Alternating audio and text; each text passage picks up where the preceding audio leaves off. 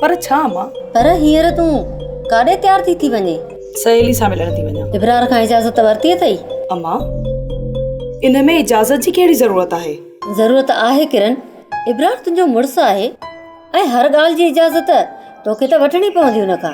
Please अम्मा, छॾियो हिननि ॻाल्हियुनि खे। एतिरो ज़रूरी बि न आहे जो साहब मुड़ुस जी मर्ज़ी सां खणा। इहो पुराणे दौरनि में थींदो हुयो अम्मा, त ज़ाल हर ॻाल्हि जी इजाज़त मुड़ुस खां वठे। हाणे दौर मटिजी चुको आहे। वक़्तु साॻियो आहे किरण, पर तूं बदिलजी वई आहीं।